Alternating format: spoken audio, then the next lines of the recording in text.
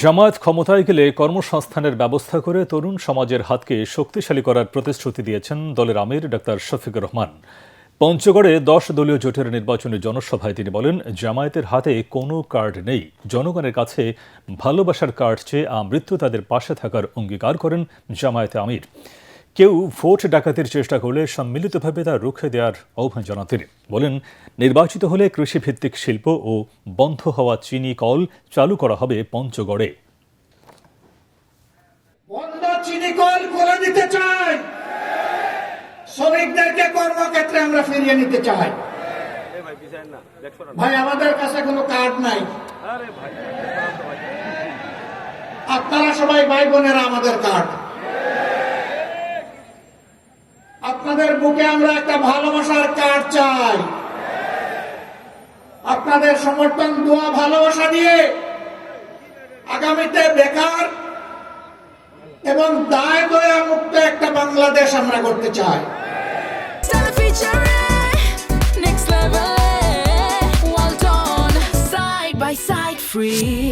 সাত জুলাই নির্বাচনী সমাবেশ শেষে সকালে ঢাকায় ফিরেছেন বিএনপির চেয়ারম্যান তারেক রহমান। এসব সমাবেশে ধানের শীষের পাশাপাশি বিএনপির সঙ্গে আসন সমঝোতা হওয়া প্রার্থীদের পক্ষেও ভোট চান তিনি। একই সঙ্গে এসব নির্বাচনী সমাবেশে আগামীতে বিএনপি সরকার গঠন করতে পারলে সারা দেশে খাল খনন, ফ্যামিলি কার্ড, কৃষক কার্ড, বেকারদের প্রশিক্ষণ দিয়ে কর্মসংস্থান সৃষ্টির সহ নানা প্রতিশ্রুতি দেন তারেক রহমান। বৃহস্পতিবার সকালে নির্বাচনী প্রচারের প্রথম দিন সিলেট থেকে সমাবেশ শুরু করেন তিনি। এরপর মৌলভীবাজার, হবিগঞ্জ, ব্রাহ্মণবাড়িয়ার সরাইল, কিশোরগঞ্জের ভৈরব, নরসিংদী ও ভোর 4:15টায় নারায়ণগঞ্জে নির্বাচনী সমাবেশে বক্তব্য রাখেন বিএনপি চেয়ারম্যান। এরপর সেখান থেকে তিনি ঢাকার উদ্দেশ্যে রওনা হন। সন্ধ্যায় নিজ নির্বাচনী এলাকা ঢাকা সদরের ভাসান টেকের বিআরবি ময়দানে সমাবেশের বক্তব্য রাখবেন বিএনপি চেয়ারম্যান।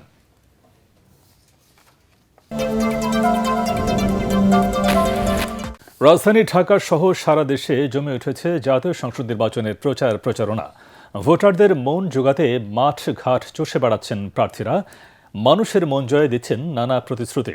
ভোটাররাও বলছেন, উন্নয়নমূলক কাজের পাশাপাশি সৎ প্রার্থীকে দায়িত্ব দিতে চান তারা। অন্যদিকে প্রার্থীরা বলছেন, জনগণের সমর্থনে জয়ী হলে উন্নয়ন সংস্কার সহ এলাকার উন্নয়নে কাজ করবেন তারা। পাশাপাশি যাচাই বাছাই করে যোগ্য প্রার্থীকে ভোট দেওয়ার আহ্বান তাদের।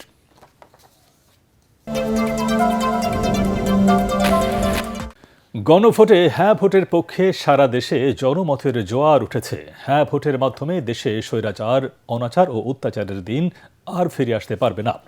নাগরিক অধিকার ও ন্যায়ভিত্তিক শাসন ব্যবস্থা নিশ্চিত হবে বলে মন্তব্য করেছেন প্রধান উপদেষ্টার প্রেস সচিব শফিকুল আলম।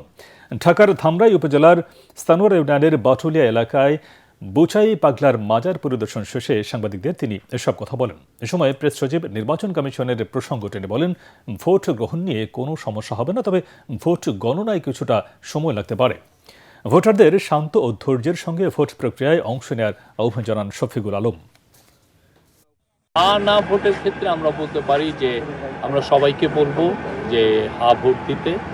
আমরা মনে করি যে হা ভোটের যদি তারা সিল দেয় তো দেশে আর স্বৈরাচার ফিরবে না, দেশে অনাচার ফিরবে না, অত্যাচার ফিরবে না। দেশে যে আমার আপনার টাকা, আমি আপনি যে ব্যাংকে যে টাকাটা রাখি, কেউ সেইটা লুট করে নিয়ে যাবে না। আমরা এমন একটা শাসন ব্যবস্থা পাবো যেটা মানুষের অধিকারকে অক্ষুণ্ণ রাখে। ব্যাপক উৎসাহ উদ্দীপনার মধ্য দিয়ে হিন্দু সম্প্রদায় পালন করছে সরস্বতী পূজা।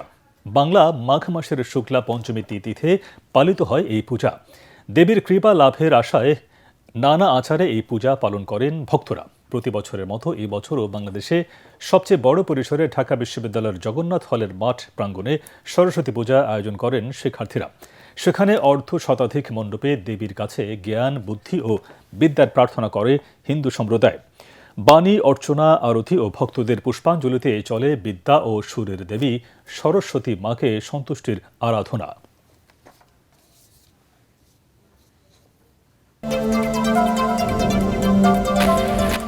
বাংলাদেশ প্রিমিয়ার লিগ বিপিএল এর ফাইনালে সন্ধ্যায় রাজশাহী ওয়ারিয়র্সের মুখোমুখি হবে চট্টগ্রাম রয়্যালস। প্রথম কোয়ালিফায়ারে রাজশাহীকে হারিয়ে সবার আগে ফাইনাল নিষিদ্ধ করেছিল চট্টগ্রাম। এবার শিরোপা লড়াইয়েও সেই রাজশাহীকেই প্রতিপক্ষ হিসেবে পেয়েছে বন্দর নগরীর দলটি। অন্যদিকে কোয়ালিফায়ারে হারের প্রতিশোধ নেওয়ার সুযোগ এখন রাজশাহীর সামনে।